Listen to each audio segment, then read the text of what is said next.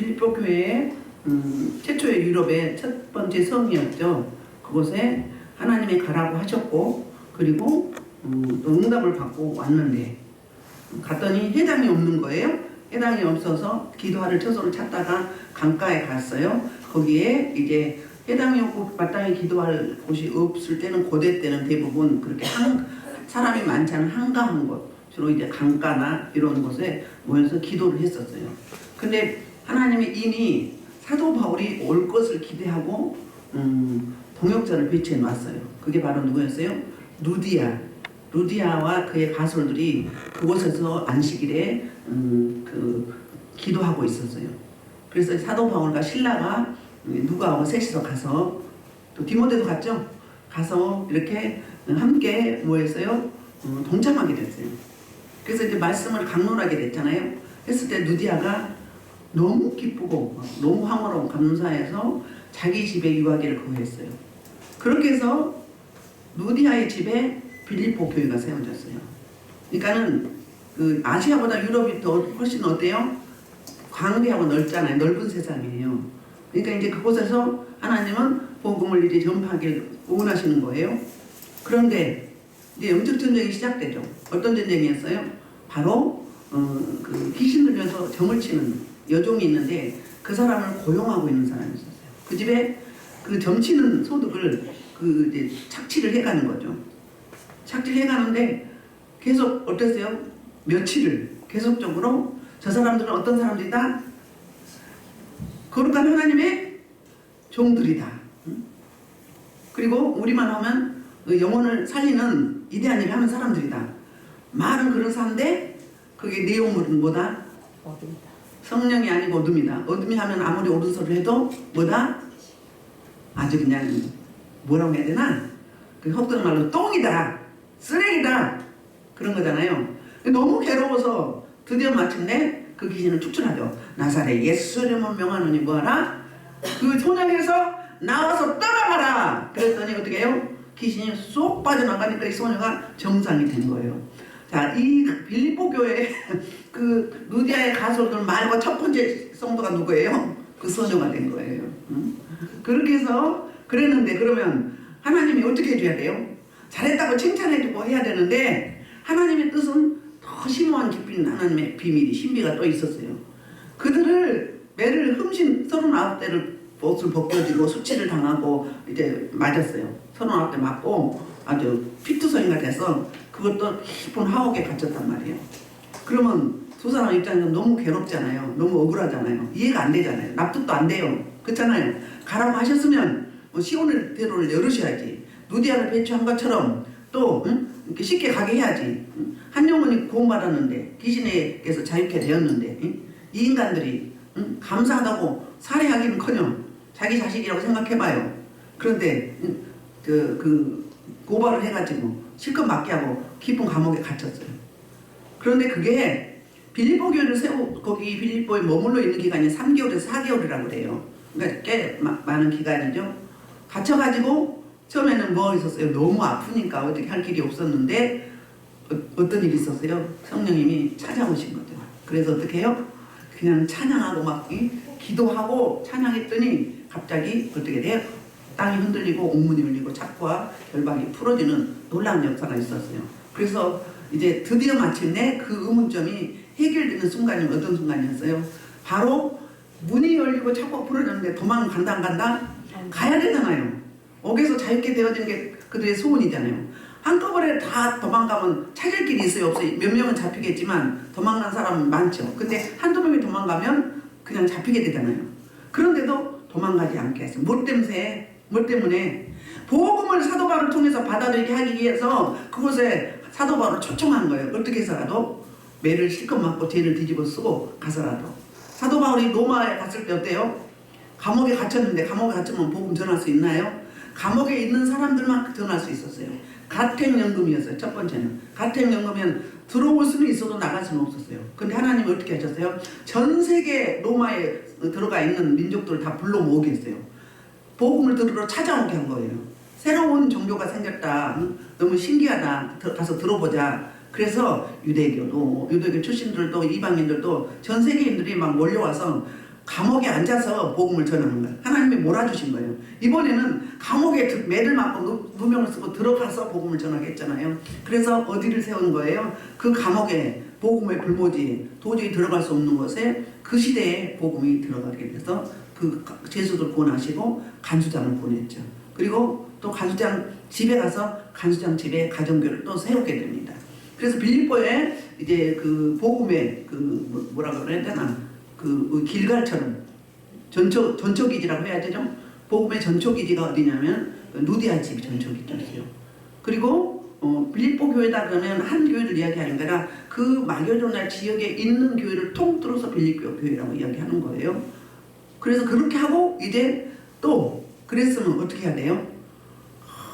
칭찬받고 더 머물러 있어야 되는데 거기서 또 이제 쫓겨납니다. 왜? 그 소녀의 주인이 가만히 있을 수가 없는 거예요. 죽여야 된다고. 자기 소득이 끊어져서 살 길이 없다고. 두 번째는 어떤 일이 있어요? 그냥 그렇게 도망오면 빌립보 교회가 위험해요. 흩어질 위험이 있어요. 그러니까 사도 바울이 그때서야 이제 히든카드를 쓰죠. 그게 뭐였어요?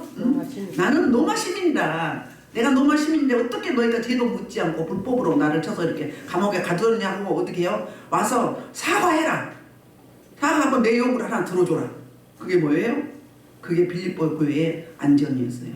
빌립보 교회를 사도 바울이 떠날 텐데 든든히 세워야 되잖아요. 그러니까 부탁을 한 거예요. 내가 대신 용서할 테니 내 조건을 들으라고. 그래서 새로 세운 이 교회를 흔들지 말아라. 회방하지 말아라. 회방하는 자들을 막아줘라. 할렐루야. 그래서 빌립보 교회를 통해서 이제 수많은 그 사도 바울의 사역 가운데 로마의 감옥에 갇혔을 때까지 도보기도 하면서 뭘 해줬어요? 누구 보냈어요? 에바브로디도를 한 사람을 추천을 해가지고 애물을 담아서 그 사도 바울을 수종들게 했어요. 빌립보 교회의 성도들이 환난과 고난과 고통이 있을 때 사도 바울이 이제 그 비용이 떨어질 때쯤 되면 꼭 빌립보 교회에서 그 선교 애물이 왔던 거예요. 다른 교회는 안 와도 빌립보 교회는 사도 바울의 사역 가운데 기도의 동역자, 물질의 동역자로 든든히 세워주는 끊을래야 끊을 수 없는 그런 관계였어요. 이제 이들이 도망간 게 아니죠. 떳떳하게 이제 당당하게 큰 소리 쳐가면서 나와서 어디로 가요?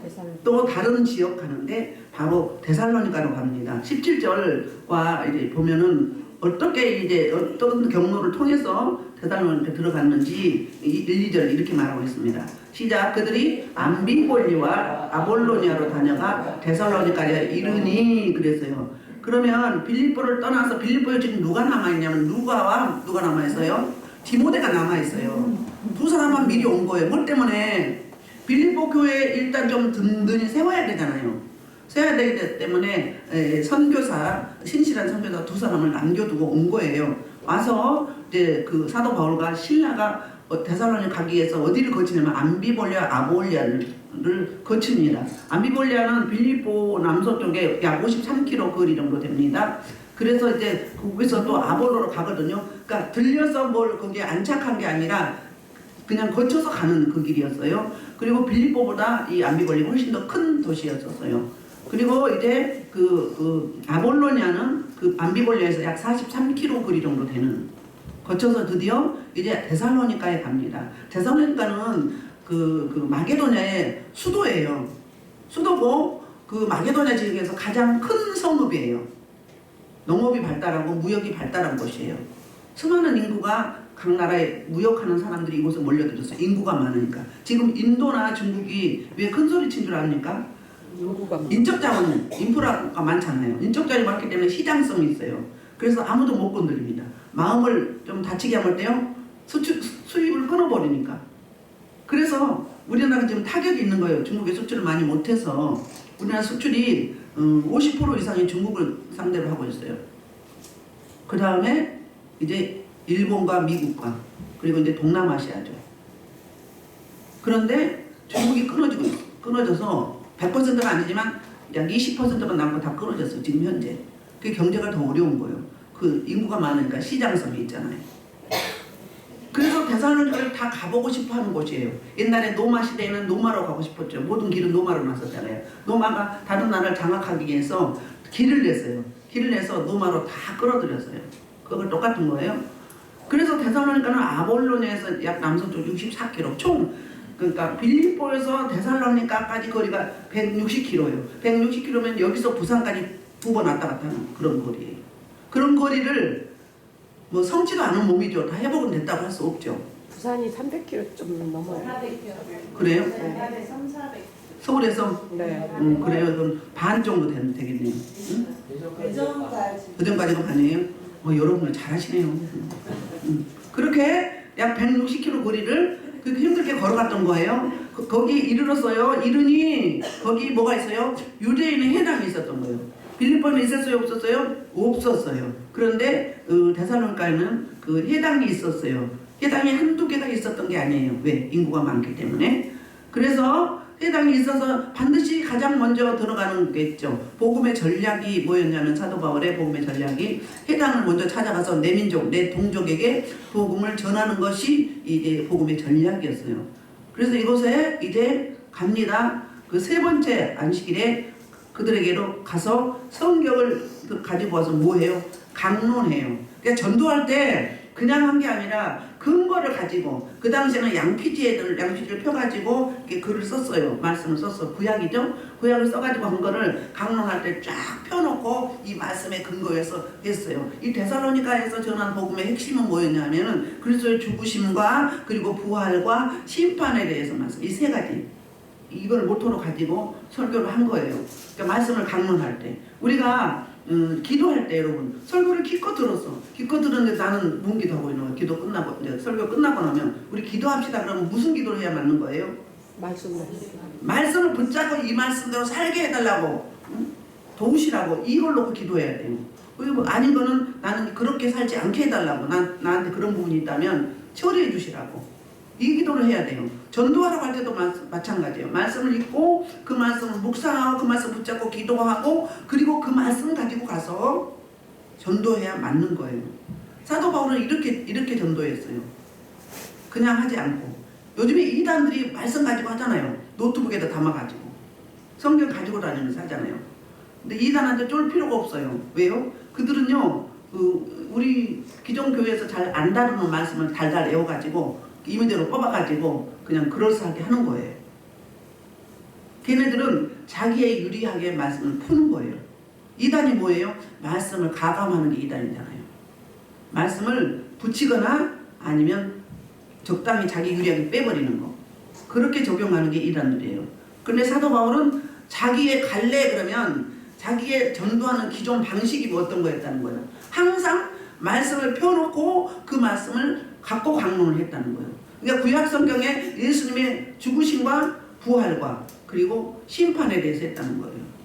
이 말씀은 강론하며 그 다음에 3절 보면 이제 드디어 전도하는 방식이 이제 그 내용이 나와요. 뜻을 풀어 그리스도가 해를 받고 죽은 자 가운데서 다시 살아나야 할 것을 증언하고 이르되 내가 내게 전하는 이 예수가 곧 그리스도라 하니.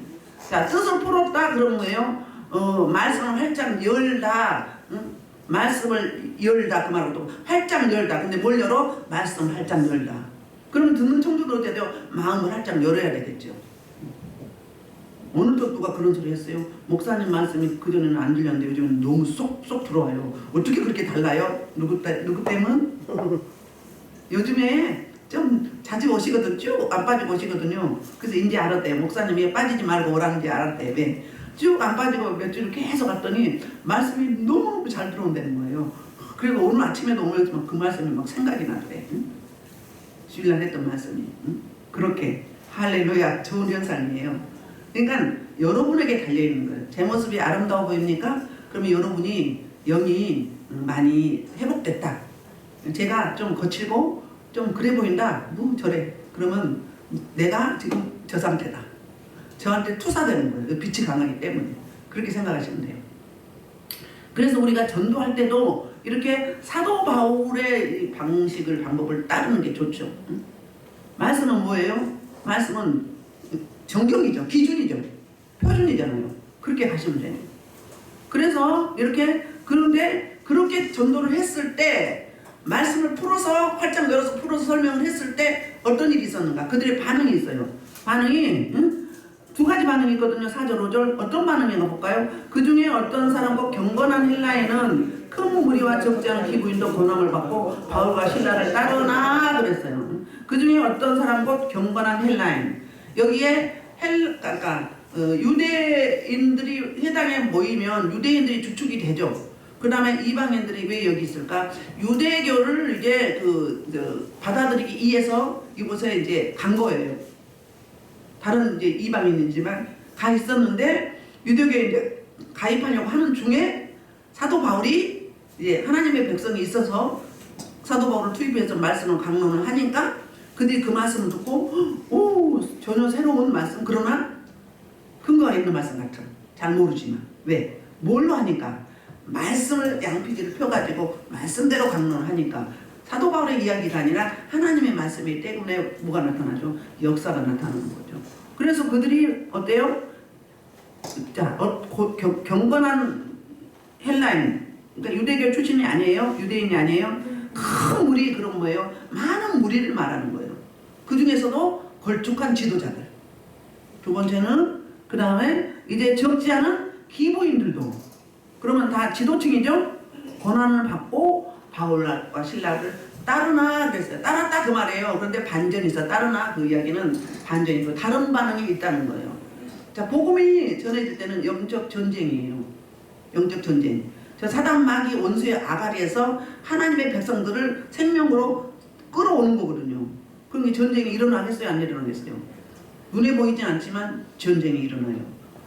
그 전에 우리 교회에서 그 책, 간증책을 우리 생일 때문에 제가 사서 드렸는데 깡통을 차더라도 지옥만은 가지 않겠다는 장모님의 그 간증이 있었어요. 그 집에는 대대로 무당이에요. 아내도 무당, 나도 무당, 누나들도 무당, 어머니도 무당, 장모님도 무당, 다 무당 집안이에요. 같이 영적 줄기 같은 사람끼리 만난다고 그러죠. 무당인데 어떻게 하다가 그 장모님이 복음을 받아들인 거예요. 받아들였는데 1년 안에 자식이 10명이에요. 10명 자식이 1년에 다 죽은 거예요. 한 해에. 근데 주변에서 누나들이랑 이웃들이랑 다 그러니까 예수 믿지 말고 빨리 원래 하던 무당짓 하라고 막 이제 막 유혹을 하는 거예요. 막 아이가 죽어나갈 때마다 그 이야기를 하는 거예요. 그러면 자식 잃을까봐 보통 사람들 같으면 중단할 수 있죠. 그렇죠. 무당들이 왜 되는데요? 왜 무당돼요? 몸이 아프고 막 우환이 있고 할 수 없어서 받아들인 거예요. 할 수 없어서. 예수를 믿으면 그렇게 처리되는데 모르니까. 살기 위해서 내 가족을 위해서 받아들인 거예요. 가수 송가인 엄마도 송가인이가 심기가 있었는데 엄마가 대신 받았대요. 그래서 뭐 우리나라에 무슨 무형문화재 뭐더라고요? 몇 통가 그러더라고요. 그게 좋은 거예요, 안 좋은 거예요? 모르니까 그렇죠. 그런 집안 엄청 센 거예요. 그런데 생명을 받아들이니까 어떻게 되는 거예요? 예수님이 우리를 뭘로 구원하신 거예요? 자기 생명으로 구원하셨어요. 그 집안에 복음이 들어가기 위해서 어떤 일이 있었어요? 10명의 자녀들이 다 죽었어요. 생명으로 생명을 사는 거예요. 근데 그 장모님은 하나님이 그 성령님을 통해서 굳건하게 붙잡은 것 같아요. 그래도 절대로 예수님을 거부하지 않았어요.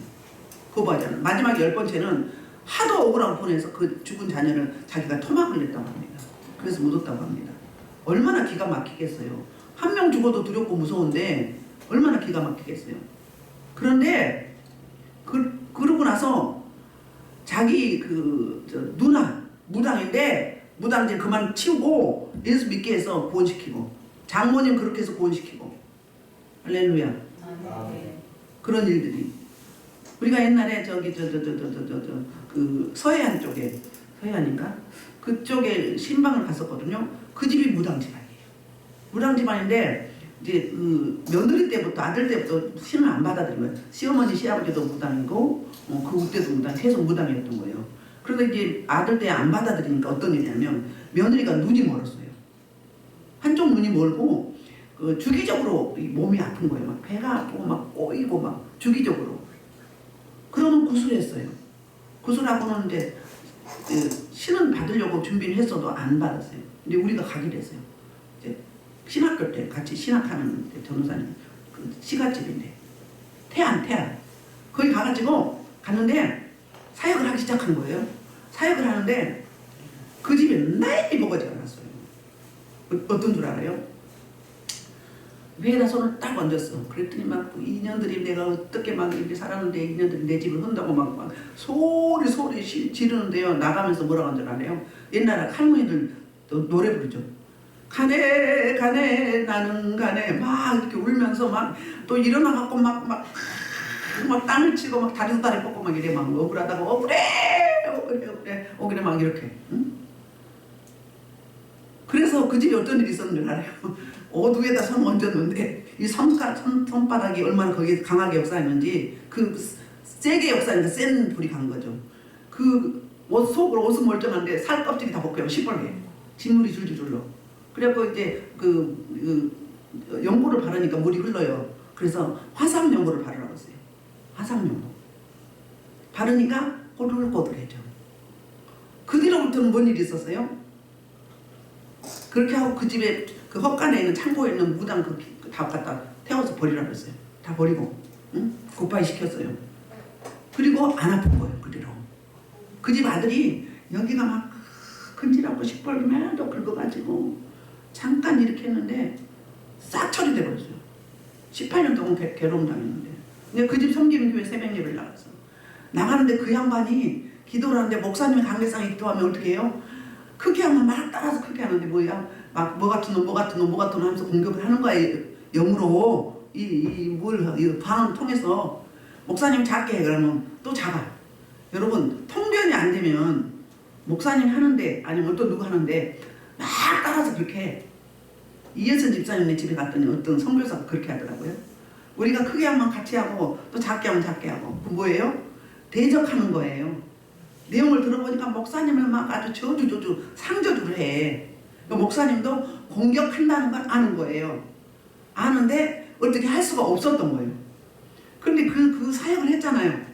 그러면 이제 그 방해하는 영도 떠나갔죠? 떠나가니까 어떻게 돼요? 타지는 안 그런 거죠. 그럼 방을 싹 바꿔줬어요. 그 다음에 목사님이 제가 앞에서 기도하는데 목사님 반에서 하는데 무릎이 너무 아픈 거예요. 막 그 무릎에 대해서 막 기도를 시키더라고. 막 처리하는 기도를 막 시켰어. 막. 근데 이 목사님이 나중에 앓은 거예요. 목사님 무릎이 아파서 시골이니까 병원에 그 보건소에 가서 늘 침을 맞고 물리치료를 받고 오는 거예요. 일주일에 3번씩. 그런데 네, 우리는 치료된지 몰랐어. 그 다음날 가서 그곳에서 3일인가 있었거든요. 그런데요, 이제 목사님이 그래 왔더니 어저께 나 기도해 주셨고 다 나와서 나 병원 안 가도 된다고 그래 다리를 막 올렸다 내렸다 보여주는 거예요. 할렐루야. 하나님이 하시면 별별을 그러니까 한 사람을 때문에 교회가 어려웠는데 그 한 사람 그 가정을 처리해버리니까 어떻게 돼? 이제 돕는 천사가 되는 거예요. 대적자에서 돕는 자가 되는 거예요. 사울처럼. 그래가지고 가끔 전화하고 갔던 그 시골에서 이렇게 농산물을 보내주고 이랬었어요. 지금은 이제 연락이 안 되는데 그렇게. 그러니까는 한 가족이 한 사람이 구원받기까지는 어떤 대가를 치러요? 예수님이 목숨을 주는 그런 역사가 있었듯이 가문이 구원될 때도 그렇게 된다. 그런 역사가 있어요. 그럼 어떻게 해야 돼? 센 사람이 가가지고 확 뒤집어 엎어야 돼. 갈아 엎어야 돼. 응? 우리는 막 센 사회 가면 더 재밌어. 왜? 성취욕이 있잖아요. 그런 사역을 하다가 가벼운 사람은 싱거워. 그리고 우리 세게 하면 막 사는 것 같아. 사람 사는 것 같아. 뭐 일하는 것 같아. 막 그 위에 와면 그 성취감 있잖아요. 막 싸웠다가 막 확 뒤집어 버리니까 또 뭔 일 있었는지 알아요? 그래서 그날 그날 저녁인가 수요일이었었어요. 처리한 날 수요일이었는데 수요일 날 저녁에 안 가고 우리가 예배를 드리고 있었거든요. 그러니까 좀 늦은 예배를 드렸던 것 같아. 드렸는데 제가 그때 전도사였거든요. 근데 이제 안 오니까 몸이 아프다는데 안 나오니까 예배를 끝나고 신방을 온 거예요. 왔는데요. 그분들이 오니까 제가 중단을 했는데 그 목사님이 참 정직한 거예요. 아무리 예배를 드리려고 해도 안 되는 거예요. 하나님이 말씀도 안 주시고. 그러니까 예배를 드렸을까요? 못 드렸을까요? 못 드린 거예요. 그럼 뭘 이야기하는 거죠? 전도사가 리드하는 예배도 하나님이 받으시기 때문에 예배 중단하고 다른 부지 예배를 인도하려니까 안 되는 거예요. 이 원리를 아셔야 돼요. 근데 우리는 무조건 막 드리죠. 무조건. 근데 그 목사님은 다행히 어땠어요? 여기 이 가정에 필요한 말씀을 주시고 찬양을 주옵소서 하고 기도하는데 안 주시는 거예요. 그러니까는 그 목사님이 물었어요. 안 된다고 어떻게 된 거지? 혹시 뭐 하고 있었어요? 그래 물었어요. 그래서 예배 드리고 있었다고. 그랬더니 목사님 딱 뒤로 물러막 저를 앞에 세운 거예요. 예배 인도하세요 하고. 너무 정직하죠? 영적 질서는 하나님이 세운, 그러니까 뭐 목사하고 강도사하고 이 차이가 아니라 하나님이 기름으로 세워서 그날 거기에 세운 사람이 있어요. 그러면 거기에 순응하고 순복해야 돼요. 영적 원리를 여러분들 알려드린 거예요. 거기에 난리가 났었어 아주. 할렐루야. 그렇게 성령의 역사는 그렇게 강력하게 역사해서 가문 치료되면서 교회가 치료되는 거예요. 목회자가 이제 건강해진 거예요. 그런 일들이 여러분이 치료되면 여러분의 가족들이, 여러분의 자녀들이, 손주 손녀에 이렇게까지 치료돼요. 배근영 원장님, 그 집사님, 그 가정에는 손녀딸이 얼마나 많이 눌려있어. 제가 봐도 사진을 봐도 그렇더라고요. 그런데 그 사진을 할머니가 못 보는 거야. 눌려서 눈을 못 떠. 근데 내가 그랬어요. 우리 집사님이 되면, 영적으로 풀어지면 후손으로 다 풀어지게 됐다. 그러니까 본인이 전심으로 해야 된다. 그랬는데 거기서 우리가 신방을 3번 했나? 예배는 2번밖에 안 드렸어요. 예배 2번 했나 봐요. 그런데 어떻게 된 줄 알아요? 그 손녀딸이 싹 벗겨져서. 애기 완전히 갓난 애기. 싹 벗겨졌어요. 애기. 한 3살 좀 되나? 얼굴이 정상이 아닌데 그 할머니가 보고 놀래.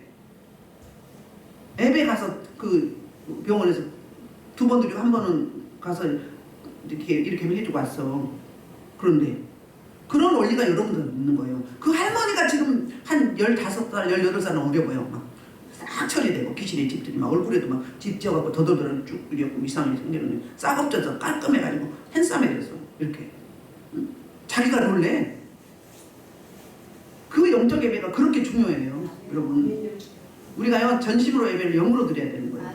그게 살아있는 예배고 하나님 받으시는 예배예요. 그러면 역사가 나타나게 돼 있어요. 뭐 역사가 없으면 가짜지. 사실은 우리 기독교 사실은 신비의 종교잖아. 그렇다고 말씀 배웠고 신비 이러면 안 되지만 그건 은사주의죠. 신비주의죠. 말씀 앞에 세우고 말씀을 위주로 해서 하나님 주신 것 활용하라고 주신 거잖아요. 안 되니까 성령이 도우심으로 은사를 주신 거죠. 쓰시라고 하면 어떻게 해요? 그 달란트 비유가 뭔데요? 하나님이 줬어. 준 거 활용해야지. 안 활용하면 어떻게 되는 거? 골아버리는 거지.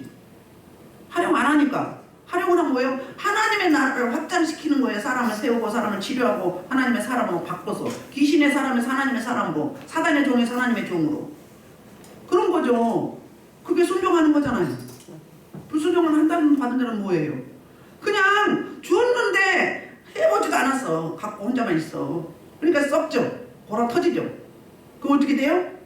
그럼 내 몸이 아프고 물질이 막 나가. 안 아픈 데가 없어. 젊은 사람이 안 아픈 데가 없으면 신기입니다. 신기. 귀신이 잡혀서 그래요. 하나님과 관계가 어떻게 돼서 소원하니까 뜸하니까 자주 여러분처럼 이렇게 이러면 어때요?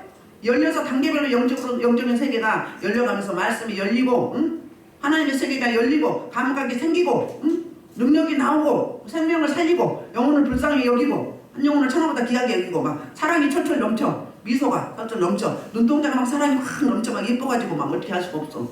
예수 생명이 차고 넘치니까. 그 순종하는 하나님의 의를 따르는 두 사람은 5달란트와 2달란트 어떻게 됐어요? 천국 갔잖아요. 하나님의 잔치에 참여했잖아요. 그런데 자기 의를 따르고 자기 방법으로 자기 생각으로 하나님을 애곡하고 엉뚱하게 사용하지도 않아버렸던 불순종한 그 사람은 어떻게 됐죠? 지옥불에 가버렸잖아요. 많이 받는 게 중요한 게 아니에요. 활용을 해야죠. 오늘 뭐 때문에 이 이야기가 나와? 데살로니가 교회 하나가. 데살로니가 교회가 영적 전쟁이 너무 심했어요. 볼까요? 그래서 이제 그랬는데 그러나 반대요. 봐.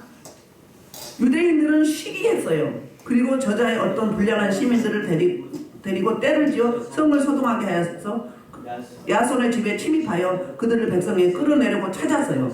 자, 유대인들은 어땠어요? 헬라인들은 기부인들까지 지도자층들이 주께로 돌아오는 수가 큰 무리였다. 셀 수 없는 무리였어요. 그러나 반대로 유대교 출신 하나님을 믿고 있는 사람들, 그 사람들은 시기 질투하는 거예요. 유대교로 참여할 사람들을 뺏어갔겠다고 생각을 하는 거예요. 그래서 이제 대적을 하는데 어떤 질투를 해가지고 누구를 동원해요? 불량배 시장에, 옛날에 시장이 어땠어요? 저자가 시장이에요. 저작거리 그러잖아요. 그 그 시장에는 이 육체노동하는 사람들 뭐 집 나르고 이런 분들 있죠. 다는 아니지만 대체로 이 힘쓰는 불량배들이 많았어요. 주목쓰는.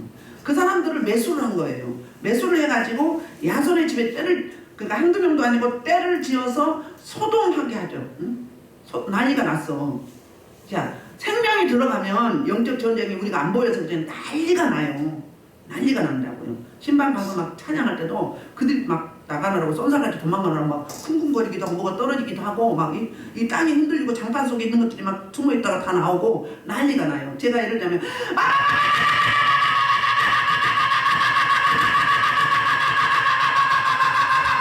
그럼 여러분 눈을 열어서 보세요. 어떤 일이 있는가. 이 여러분 속에서 나온 귀신들이 싹 손살같이 도망가는 거예요. 그러면 이 내용을 딱 눈으로 목도하면 어떻게 돼요? 소동이 나죠. 난리가 나죠. 쫓겨가려고 난리가 나고 쫓아내려고 난리가 나고 안 나가려고 난리가 나고 버티기고 난리가 나고 이런 난리가 나는 거예요. 이게 영적 전쟁이에요. 응? 그냥 가벼운 것들은 그냥 여기만 와도 생각만 해도 나가지만 1000년, 100년 이상 있던 1000년 이상 있던 귀신들 나갈 때 난리버거지 치고 나가는 거예요. 그러니까 치고 나가니까 어때요? 그 장로님의 자녀들이 죽어 나간 거예요. 그런 원리가. 그런데 반대로 그럼 얘들이 가만히 있겠냐 이 말이에요. 대적을 하죠. 소동을 하죠. 난리버거지 치죠. 와가지고 막. 그런데 이 그 사도 바울과 신라가 어디에 묵었어요? 야손의 집에 묵었던 거예요. 그 일행이 야손의 집에 묵었기 때문에 이곳을 침입을 해서 사도 바울 일행을 어떻게 끌어내려고 찾은 거예요. 끌어내서 옥에다 가두려고. 그런데 미리 피신을 시킨 거예요. 그러니까 빌립보에서도 그런 일이 있었는데 데살로니가 또 이런 일이 있는 거예요. 그런데 사도 바울은 너무너무 대단해요. 여기뿐이 아니라 이제 베레아로 또 갔어요. 도망가다시피 한 거잖아요. 원래 빼돌렸어요. 그런데 거기 가서도 데살로니가 있던 이 깡패들이 거기까지 이제 소문을 듣고 그 서로 연결망이 있잖아요. 소문을 듣고 거기까지 쫓아왔어요. 거기서 또 도망을 가는 거예요. 그래도 포기하지 않잖아요. 사도 바울. 그러니까 이 지역은 안 되겠습니다. 다른 데로 가겠습니다. 이게 아니라 또 옮겨가는 거예요. 내 일행들이 다 한꺼번에 몰리지 못하고 여기서 또 다시 혼자 가게 돼요. 베레아에서 놔두고 신라를 놔두고 아덴을 혼자 가는 거예요. 거기서 이제 아덴에서 고린도로 혼자 가잖아요. 그러면서 이들이 안 오니까 얘가 타는 거예요. 막 빨리 와야 되는데 빌립보에 있던 이들 데살로니가 있는 동역자가 안 오니까 잘못됐을까봐 사도 바울이 이때 막 전도가 너무 잘 되는데도 중단하고 와서 가까운 데 와서 기다리고 있는 거예요. 그러니까 사도 바울의 복음을 향한 그 열정이 절대 굴하지 않은 열정, 절대 포기하지 않은 열정. 이걸 우리가 배워야 돼요. 우리가 닮아야 돼요. 사도 바울의 이 질주하는 이 열정만큼은 하나님을 사랑하는 이 마음만큼은 목숨도 불사하고 그 당시에는요 순교를 하는 것을 영광스럽게 여겼어요. 순교하는 것을 안 죽으려고 몸부림치지 않았어요. 그 당시에는 그만큼 성령이 사로잡힌 거죠. 예수는 그렇게 사랑한 거죠. 그래서 순교하는 게 영광으로 여겼어요. 그래서 피하려고 하지 않았어요. 근데 왜 피했어요? 나는 천국 가지만 편하지만 그 사도 바울의 사명이 남아있잖아요. 이방 땅에 복음을 전하는데 몇 군데 지금 안 왔잖아요. 이제 2차 선교잖아요. 사실은 3차, 4차 선교가 끝나고 로마를 가야 되잖아요. 근데 아직 멀었어. 그게 어때요? 계속 또 가야 되는, 응? 기다리고 있는 인생들이 있는 거예요. 가서 또 이제 적을 만난다 하더라도 굴하지 않고 가는 거예요. 뭐라고 해야 하나? 힘없는 열정. 힘없는 열정. 그리스도를 향한 그 열정이 계속적으로 불타올랐어요. 우리 신앙생활 하다 보면 하기 싫을 때도 있고 오기 싫을 때도 여기 오기 싫을 때도 여러분 있잖아요. 근데 꾸준히 끊임없이 내가 죽으면 천국이요. 살면 복음 전파요. 이런 마음으로 일사각오의 마음이죠. 죽으면 죽이는 각오로. 그렇게 이 사도행전을 공부하면서 우리는 이 하나님의 열정에 사로잡힌 이 대사도를 닮아가야 되는 줄 믿습니다. 이 열정만큼은 절대 포기할 수 없는 게 영혼 구원이잖아요. 우리가 그렇게 구원을 받았고 우리는 복음의 빚진 자잖아요. 그래서 이렇게 그들을 발견할 수 없어서 6절 볼게요. 발견하지 못해서 어떤 일인가 야손과 및 형제들을 끌고 읍장들 앞에 가서 소리질러 이르되 창을 어지럽게 하던 이 사람들이 여기도 이름에 그랬어요. 이들이 제약이 뭐다고요? 천하를 어지럽게 한다 이 말이에요. 그러니까는 제대로 뭐 전혀 들어보지도 못한 종교를 가지고 와가지고 천하를 시끄럽게 하고 어지럽게 한다 이랬거든요. 자, 여기서 읍장들 앞에 갔다 그랬어요. 빌립보는 어디로 갔었어요? 역시 시장으로 갔었죠. 시장으로 갔는데 누구한테 간 거예요? 그때는 장터에 관리들에게 갔다가 상관들 앞에 끌고 갔었죠. 그런데 여기는 읍장들한테, 이 읍장들은 누구냐면 노마에서 보낸 직임을 받은 자가 아니고 그 지역의 읍장이에요. 그 지역의 관리예요. 그 앞에 데리고 가서, 그러니까 일종의 지방자치의 이제 그 한 사람인 거죠. 그래가지고 이제 어떻게 하냐면 이들이 야손이 그들을 맞았어요. 올 때 7절도 9절 유대인들이 한 일이 이제 무엇인가 이걸 이야기하는데 야손이 그들을 맞아 들였도다. 이 사람들이 다 가이사의 묘를 거역하며 말하되 다른 임금 곧 예수라는 이가 있다 하더이다니. 이들 말이 맞는데 맞아요 틀려요? 맞아요. 자, 예수님을 뭐라고 하죠 우리가? 우리 그 주님이라고 하잖아요. 주님 그러면 나의 주인이잖아요. 자, 그 당시에 누가 주인이었어요? 로마 황제가 가이사가 주인이었어요. 그런데 가이사 말고 또 다른 주인이 있을 수가 없잖아요. 두 주인을 섬길 수 없죠. 그러니까 그리스도인들이 그래서 순교를 많이 당한 거예요. 나는 우리 주님밖에, 우리 예수 그분밖에, 그분이 내 임금이고 내 왕이다. 다른 왕은 있을 수 없다. 이 말들을 한 거예요. 그래서 그때 순교를 많이 당했던 거예요. 그렇게 하면 어떻게 되는 거예요? 로마 법에 사형이에요, 사형. 다른 주인 섬기니까, 그러니까 가이사를 거부하는 거잖아요. 황제를 거부하는 거예요. 황제를 거부하면 가만두겠어요? 이런 일들이. 근데 여러분, 뭐 이기에 닥치면 우선 면문하기 위해서 주인을 바꿀 수 있어요? 있어요, 없어요? 있어요, 없어요? 없죠. 있으면 어떻게 되는 거죠? 있으면 회개하지 않으면 천국 가요, 못 가요? 주님을 거부해 버린 거잖아요. 나를 거부하면 네가 나를 거부하면 나도 거부한다고 그랬죠. 근데 로마의 군인 한 사람이 예수님이 십자가에 못 박혀 돌아가실 때 뭐라고 이야기했어요? 과연 야, 저는 바로 누구다? 하나님의 진짜 하나님의 아들이다. 그 이야기 뭐예요? 나의 주인이다. 앞으로 내가 주인을 가이사에서 이 예수님으로 바꾸겠다. 그렇게 목숨 걸고 신앙 고백한 거예요. 이방인이. 그런 열정, 그런 하나님을 향한 고든 마음, 변절하지 않은 마음 있어야 되지 않겠어요? 근데 우리는 안 돼요. 안 되는데 성령님이 붙잡으면 그렇게 돼요. 이 가운데 죽음도 불사해야지. 일찍 천국 가면 좋잖아. 죄도 안 지으니까. 일단 산 것은 별로 없어도 빨리 가. 어차피 갈 건데. 어차피 갈 건데. 걱정하지 마라. 우리 가서 만납시다. 이왕 갈 때 복음 전하다 갑시다. 할렐루야. 그냥 시름시름 아빠 가지 말고 복음 전하다 가면 얼마나 영광이에요. 할 말이 있잖아. 네가 뭐하러 왔니? 그러면 주님이 아시나이다 하는데 그 마음이 떳떳하죠. 근데 아무것도 한 거 없이 거기 폭 쏘고 주님이 아시나이다 그러면 어떻게 되는 거예요? 나는 죄인으로서 나 죽여주옵소서 한 것이 없나이다 이렇게 말하잖아. 아이고 주여. 그래서 이제 무리와 읍장들이 이 말을 듣고 더 소동을 하는 거예요. 뭐라고? 이러는 거. 뭐라고? 가이사 말고 황제 말고 또 임금이 있다고? 응? 이거 안 되겠네. 도저히 그냥 둬서는 안 되겠네. 오늘 당장 죽여야 되겠네. 이렇게 한 거예요. 그래서 9절 야손과 나머지 사람들에게 그렇게 잡혀갔어요. 잡혀갔는데 야손과 함께 있었던 사람들, 그 사람들이 감옥에 갇혔다가 돈을 주고 보석금을 주고 이제 놓이는 거예요. 한번 데살로니가전서 2장 18절 한번 볼까요? 데살로니가전서 2장 18절. 자, 볼게요. 2장 18절.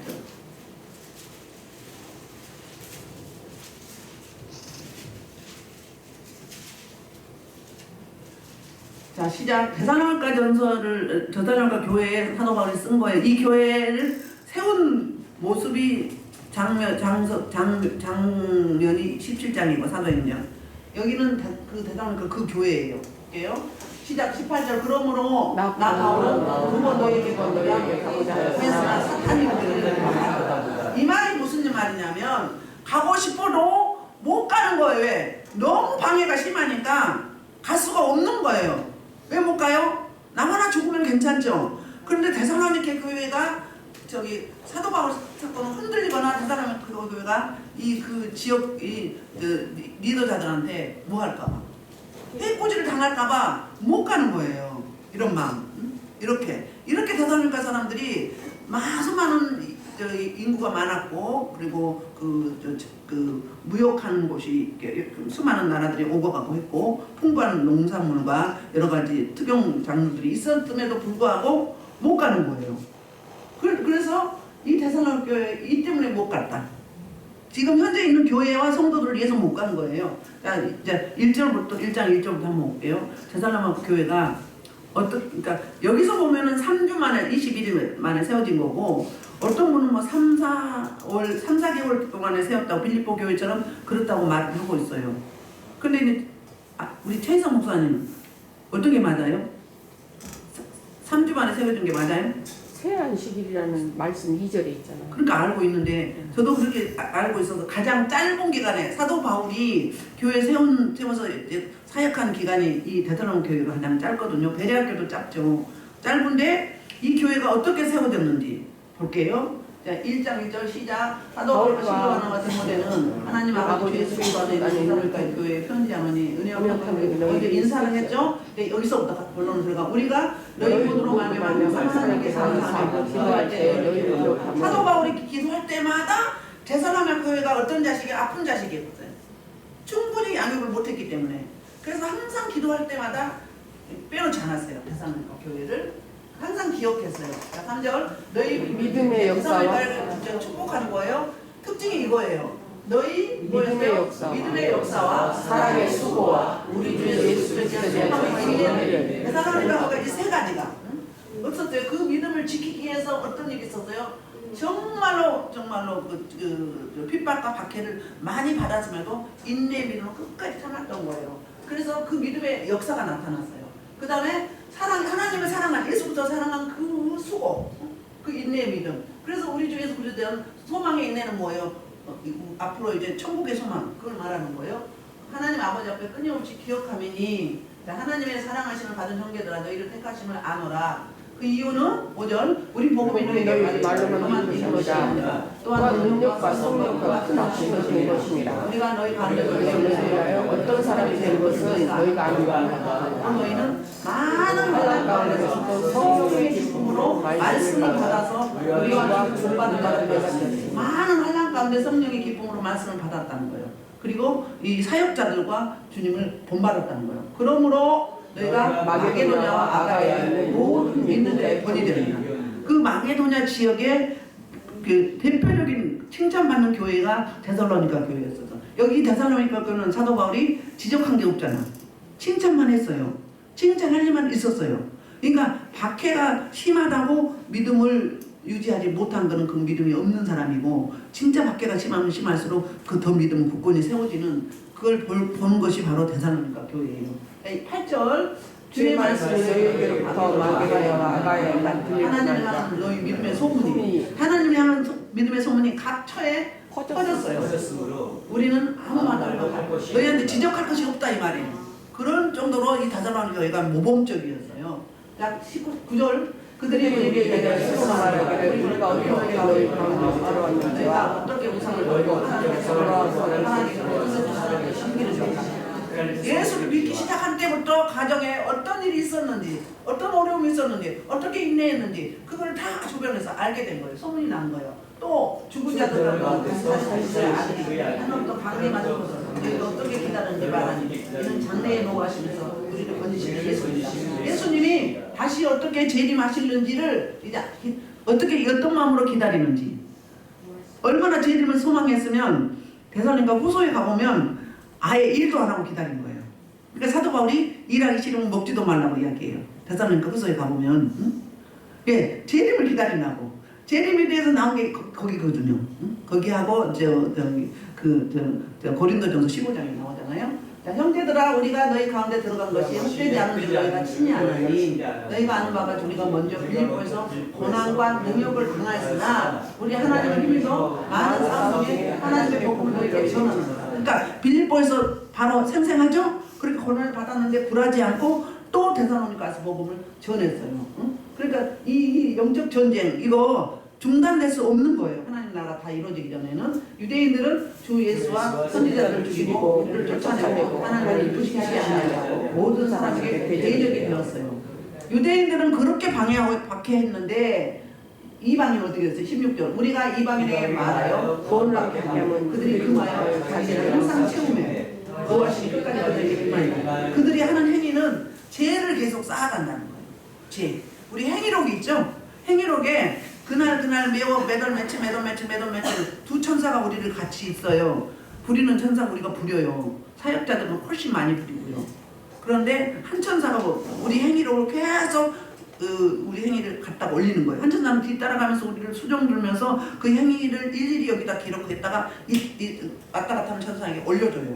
그 다음에 이제 딱 하루 일과가 끝나. 그리고 잠자리에 누워. 그러면 그 했던 천사가 내려와서 머리맡에 있거나 발밑에 있거나 따로따로 있거나 그래요. 그러면서 자기네끼리 또 대화를 해요.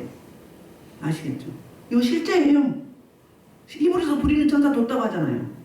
우리 행위록에 다 올리는 거예요. 우리 기도 다 올리는데 불필요한 거 다 빼버리고 올려. 그날에 있었던 거 다 올리면 안 되잖아. 뭐 잘못된 것도 있고 육신을 한 것도 있잖아요. 내가 다 빼버리고 꼭 필요한 것만 넣는 거예요. 그 사역자들이 사역할 때 그렇게 해서 쌓여놨던 거를 끄집어내서 쓰게 하는 거예요. 제가 이걸 안 보고 하잖아요. 근데 어떻게 해요? 성령이 조명을 하시고 그동안에 여지껏 신앙생활하면서 훈련받으면서 이 저축해놓은 항아리가 있잖아요. 거기에서 말씀을 뽑아내고 사례를 뽑아내고 뭐 간증하려고 한 번도 내가 미리서 이걸 내가 해야 되겠다 한 적이 없어요. 그냥 올라가서 하다 보면 그냥 나오게 돼 있어요. 나와요. 여러분이 들을 만한 꼭 들어야 되고 의문점을 갖고 있으면 나오게 돼 있어요. 그래서 그런 이야기를 하는 거예요. 그래서 그들은 어때요? 반대자들은 이렇게 지옥불로 갈 그 죄가를 계속 쌓고 있고 또 이제 복음을 받아들인 자들은 어때요? 상급으로 쌓이면서 천국을 소유하게 되고 영성을 누리게 되는 이런 그 극명한 태도가 있게 되는 거예요. 그러니까 우리 영적인 거는요, 천국 아니면 지옥이에요. 중간지대는 없는 거예요. 중간지대는 없어요. 천국 아니면 지옥이라니까요. 적당히 뭐 뜨겁지도 않고 차지도 않고 이거 신앙생활 하지 마세요. 그러면 열심히 지식적인 예배 드려봐요. 다 눌려갖고 오잖아요. 눌려가지고 막 천지가 아프고 막 일도 안 풀어지고 인상도 막 찌부러지고 막 얼굴이 뭐 왜 그래? 응? 예수 생명을 담았는데 얼굴이 왜 그래? 아주 밝아야지, 예뻐야지, 환해야지, 빛이 나야지. 응? 이게 은혜의 사람, 성령의 사람, 살아있는 사람, 생명을 소유한 사람이에요. 생명이 없는 사람은 어때? 죽은 사람 같아. 노무 같아? 미라 같아. 죽었으니까 미라지. 미라 같아. 야, 텅 비어서 예수 생명 없으니까 아무리 밥을 많이 먹고 영양제도 좋은 거 비싼 거 고급진 거 먹어봐도 어때요? 없어. 그냥 입만 뻥긋뻥긋한 것 같아요. 영으로 보면 이게 안 찬 거 예수 생명으로 안 찼어요. 예수 생명으로 차면요 어때요? 미운 사람도 이뻐요. 아주 얼마나 막 빛이 나요. 밝아요. 응? 왜 여러분 얼굴에 책임을 져야 돼? 사역자가 특별히 응? 예수 믿는 사람들이 달라도 뭐가 달라도 달라야지. 믿는 사람 안 믿는 사람 똑같은 얼굴이 왜 그래? 막 청천연색이야. 시커멓게 푸르승딩하고 막 창백하고 왜 그래? 그리고 기품이 없어. 웃어야 돼. 웃어야지 왜 그러냐고요. 아니 그냥 저런 웃음이 나오지 않아요? 이것도 없고 저것도 없고 다 없어도 그분 주님만으로 그분 한 번만으로 응? 다 가졌는데 뭐래 불만족스러워. 응? 이래 막 응? 왜 그러냐고. 그리고 속에 보면 여기는 막 천지사방이 다 감짓고 막 시글시글해. 어떤 분이요 정말로 제가 하기 힘들었어요. 딱 두 분 있었는데 한 분 안 오시고 어떤 분이 너무너무 바뀌지도 않고 너무너무 더러워서 견딜 수가 없었어요. 회사 보내면 또 그런데 최근에 그 더러운 마음이 싹 없어졌어요. 몸매가 발끈은 살이 빠지진 않았어요. 옷을 다르게 입진 않았어요. 근데 영이 벗겨지니까 정말 하기 힘든 분 있거든요. 진짜 안 먹겠더라고요. 막 냄새 나지만 거기 막 보이지만 어우 막 견딜 수가 없어요. 그런데 쭉 오시니까 그런 마음이 이제 그런 마음이 아니라 싹 바뀌니까 너무 사랑스럽고 이뻐요. 깨끗해.